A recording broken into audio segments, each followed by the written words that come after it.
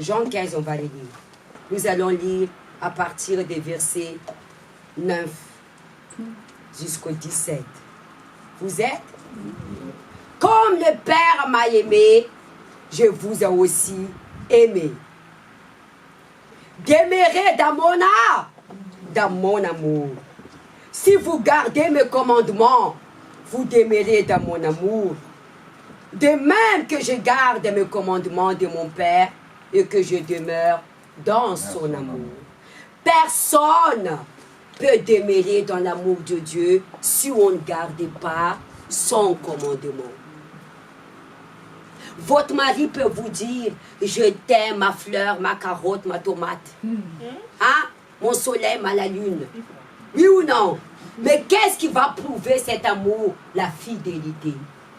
Il garde à l'alliance de la fidélité.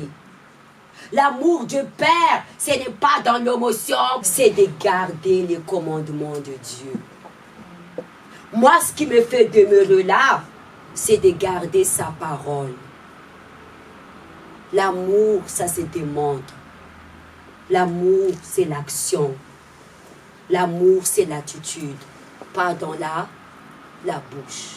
Regardez l'exemple de Marie Béthanie. Il a exprimé son amour envers Jésus. En parlant, il a versé les parfums sur les pieds. C'est la valeur de son amour. Parfois, il y a des hommes qui sont beaux parleurs. Ah, ma chérie, je t'aime. Depuis que je t'ai rencontré là, je n'ai pas dormi toute la nuit. Je suis en train déjà de penser à toi, que je vais te construire une villa au Togo, à Madagascar, au Congo. Hein? Je vais m'en occuper de toi. Je vais t'acheter des Porsche. Bla, bla, bla, bla, bla, bla. Hein? Et tu arrives au village, tu marches à pied. Où est les Porsche? Il a dit, si vous l'aimez, gardez sa parole. Enfin que nous demeurons dans son amour. Jésus est venu sur la terre, il a gardé l'amour du Père. Il est venu sur la terre pour faire la volonté du Père. Par amour pour le Père et pour son prochain. Mais en vérité, il est fait par l'amour du Père. Ah bon, oui. Jésus ne savait pas qu'il est venu sur la terre pour mourir sur la croix, pour nous donner la vie éternelle. Et pourquoi les mamans qui doivent passer là, le sacrifice, il a dit, Père, si c'est possible, là, ôte de moi. Mais qu'est-ce qui lui a donné la force? C'est qu'il ne peut pas séparer de l'amour du Père. C'est pas écrit dans la Bible que l'amour porte tout. Regarde le témoignage de les disciples. Ils étaient allés sur la croix pour l'amour envers qui? Envers Dieu. L'amour, ça veut dire le sacrifice. Pourquoi Jésus dit, porte ma croix? Et la personne, Jésus te réprimande. Il te parle un peu dur. Elle est sensible. Je quitte l'église. Je ne viens plus. Ah, rends grâce à Dieu. Parce que les gens dans le passé, ils ont assez souffert. Si tu acceptes Jésus comme ton Seigneur, on te décapite ta tête. Ça, c'est l'amour. Si le pasteur, il parle un peu dur, parce que c'est Jésus qui parle dans ma bouche, je ne viens pas à l'église. Vous oubliez le prix que Jésus a payé sur la croix. Quand vous êtes agi comme ça, vous ne pensez pas à la vie éternelle. Nous vivons sous la grâce. À l'époque, là, il y a déjà des gens qui sont venus nous persécuter. Mais c'est ce qui va venir aussi pour la fin du monde. L'amour de Jésus, c'est assumer l'engagement. La personne, elle dit qu'elle aime Jésus. Les gens pensent que c'est du secte là-bas. Oui ou non?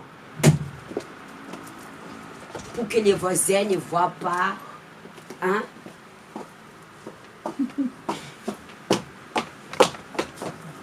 Et en revenant, ça c'est l'amour.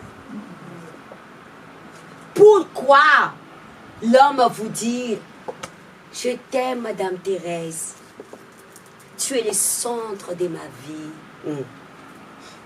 Après, il faut qu'on se marie. Mais ça, c'est des papiers. Est-ce que mon amour n'est pas prouvé pour toi? Tu as besoin de papiers. Ça, c'est des papiers. Regarde. Regarde, je te montre que c'est des papiers. Ça, c'est rien, bébé. Il ne veut pas t'assumer devant les hommes et devant Dieu. Ça, c'est preuve de l'amour. Si nous aimons Jésus, on doit assumer devant les hommes notre amour envers lui. On n'a pas appelé Jésus Belzéboub. Tout ce que l'Église de Dieu, on traite comme ça des sectes. Parce qu'aujourd'hui, nous vivons dans un monde à l'envers. Ça veut dire quoi? Quand c'est la vérité, on dit que ce n'est pas la vérité. Quand c'est faux, on dit que c'est vrai. Qu'est-ce que ça vous étonne? Assumez votre amour devant Dieu. Vous dites que vous aimez Jésus et vous n'avez pas des ailes pour sa maison. La maison, ça c'est un bâtiment, mais la maison c'est nous. Qu'est-ce qui fait l'hôpital? C'est les patients. Qu'est-ce qui fait l'église? C'est vous. C'est vous l'église. Et la personne ne valorise pas. Amen. Hier, Dieu m'a révélé. Il m'a amené dans Jean 17. Il faut venir la vie amoureuse. Vous pouvez lire chez vous à partir du verset 17. Jésus dit, je me suis sanctifié pour vous aimer. La personne qui n'est pas libre de malédiction sentimentale, elle ne se sanctifie pas pour Jésus. Amen. Personne il peut sacrifier sur la croix si ce n'est pas Jésus. Jésus n'avait pas de péché. Même si vous dites, pasteur, je ne vis pas dans le péché, mais vous êtes sorti de qui? D'une femme? D'un homme qui a eu quoi? D'intimité? Jésus n'a pas sorti d'une femme qui a une intimité. Marie était quoi? Vierge. Il fallait qu'il se soit sacré, sanctifié pour nous donner la vie. Pour que son sacrifice soit parfait. Et la révélation qu'il m'a fait, il m'a dit comme ça, en tas, si la personne ne se sanctifie pas son corps pour qu'il soit un avec moi, elle ne sera jamais libre des malédictions sentimentales. Beaucoup de personnes, malgré qu'ils sont avec Dieu, ils ne sont pas délivrés des malédictions sentimentales. Femme, votre corps est temple de Dieu. Tout est permis, mais tout n'est pas utile. Pourquoi le péché est rentré à Adam et Ève? Ils n'ont pas se sanctifié à Dieu. Pourquoi on doit attendre le moment de mariage pour avoir une intimité? Après la malédiction, rentre. Vous voulez que je vous lise 2 minutes? Dans Jean 17? Garde Jean 15, c'est juste deux lignes. Amen. Amen. Parce que je sais de quoi je dis ça. Alors, on va les lire. 17. Sanctifie-les par la vérité, ta parole est la vérité. Comme tu m'as envoyé dans le monde, je les ai aussi envoyés dans le monde. Et je me sanctifie moi-même pour eux, afin qu'eux aussi soient sanctifiés par la vérité. Ce n'est pas pour eux seulement que j'ai pris, mais encore pour ceux qui croient en moi par leurs paroles. Afin que tout soit un, comme toi, Père, et tu es en moi, comme je suis en toi, afin qu'eux aussi soient en nous. Jésus s'est sanctifié pour nous donner la vie éternelle. La personne qui est victime de malédiction sentimentale, si elle ne se sanctifie pas son corps, elle ne serait jamais libre. Pas forcément dans l'intimité, de rentrer dans votre mari discussion en vaine, dire des choses qu'il ne faut pas dire. C'est pourquoi Jésus l'a dit, La femme, elle sanctifie son mari. Si la femme, elle se sanctifie pour Dieu. Parce que le premier mari, d'abord, dans le sens spirituel que nous avons, c'est qui? C'est Jésus. Hébreux 13. Quand vous dites, tout ce que je dis, c'est dans la Bible. Alors, on va les lire. 4. Vous êtes que le mariage soit honoré de tout lit conjugal, excepté souillé, car Dieu jugera les divorces et les adultères. Le mariage soit honoré et le lit conjugal ne doit pas être souillé. Ce n'est pas seulement souillé de l'infidélité ou de toutes les positions. Certains regardent même les pornographies. Vous ne sanctifiez pas vos lits conjugaux et le problème rentre. Il faut honorer votre lit et respecter votre mari. Amen. Amen. C'est écrit ou c'est pas écrit? Jésus se sanctifie. Il est la seule. Jésus ne fait pas ça. Qui n'a pas de cette intimité pour nous sauver. Sinon, la malédiction qui est rentrée Adam et Ève à travers les péchés, on ne sera jamais libre. Et pour la vie sentimentale, si nous ne sanctifions pas pour Jésus, pas qu'il est le premier mari, on ne sera jamais libre des malédictions sentimentales. Le premier mari que vous devrez soumettre, c'est qui? C'est Jésus. Tout est permis, mais tout n'est pas utile. Et tout ce qui est excès, c'est un péché. Dieu, il faut servir dans la sainteté et dans la justice et droit Dieu. Alors, qu'est-ce que tu dis? Je vous dis ces choses afin que ma joie soit en vous et votre joie soit parfaite. À quel moment, peuple de Dieu, nous avons la joie parfaite? Hein? Dis? Qu'on a le Saint-Esprit. Sinon, notre joie ne sera jamais parfaite. Jésus ne nous demande pas qu'on soit parfait, mais il veut que notre joie soit parfaite. Parce que tu ne peux pas combler ce qui vit à l'intérieur de toi. La joie que nous avons, c'est momentané. J'ai reçu des permis, oui ou non? Tu es contente et après, ça part, tu oublies. La joie ne sera jamais parfaite si on n'a pas la présence de Dieu en nous. Parce que les maris ne peuvent pas te combler à 100%, ni les enfants. Pourquoi Jésus dit,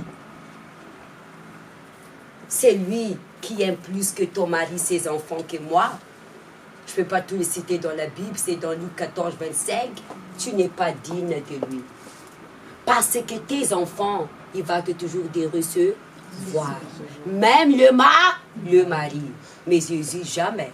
Si tu mets ton cœur à lui, tu ne vas jamais souffrir.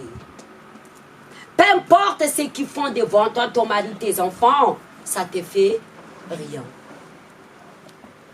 Amen. Amen. Alors, nous allons terminer. C'est ici mes commandements.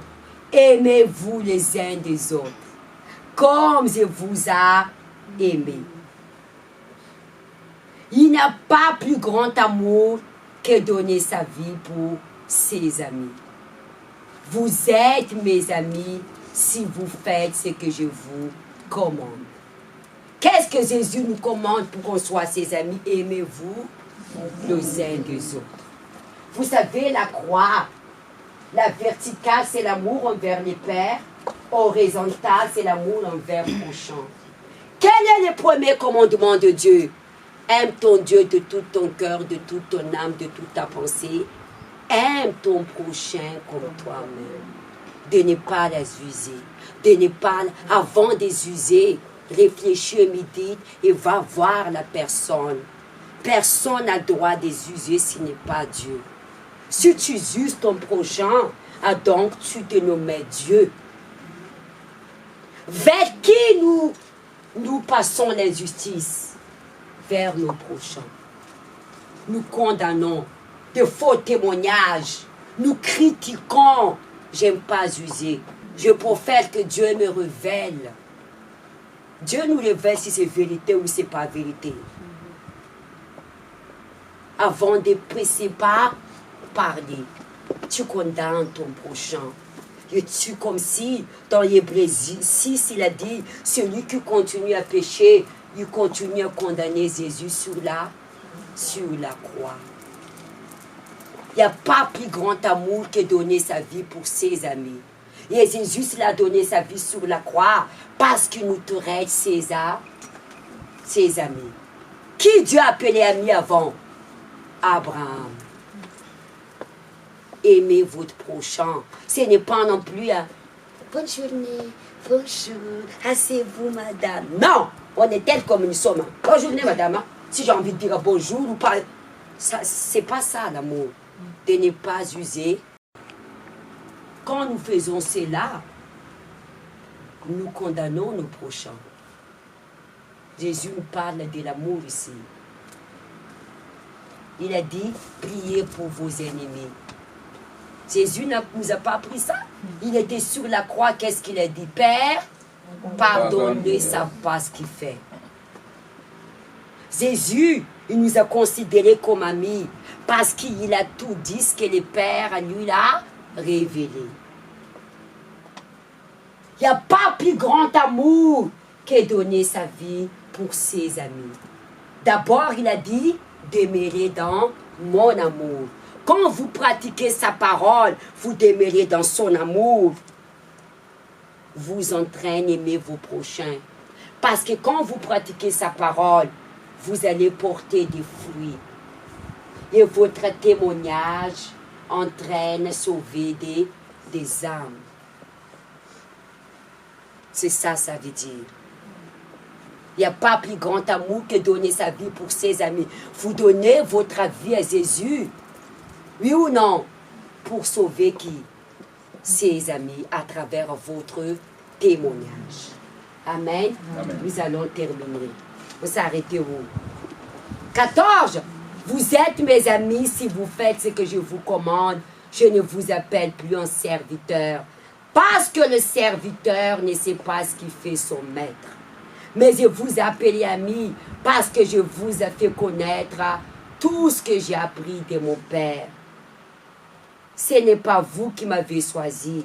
Moi, je vous ai choisi et je vous ai établi. Afin que vous alliez, que vous portiez des fruits et que votre fruit demeure. Afin que ce que je vous demanderai au Père à mon nom, il vous donne. Ce que je vous commande, c'est vous d'aimer les uns les autres. Fermez la Bible. C'est quoi Jésus nous commande? De vous aimer les uns des autres. Et notre fruit de mer, c'est le fruit de caractère. Le fruit de mer, c'est le fruit de santé, du Saint-Esprit. Ce n'est pas le fruit des miracles. Le vrai témoignage, ce n'est pas pour moi. Ah, j'ai reçu la guérison, j'ai reçu les papiers, j'ai un travail, j'ai acheté ma maison.